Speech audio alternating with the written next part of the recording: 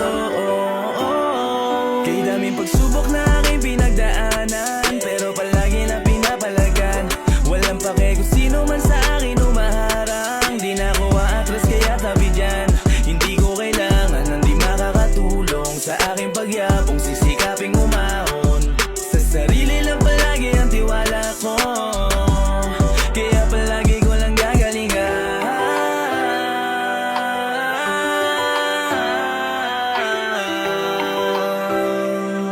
Yeah,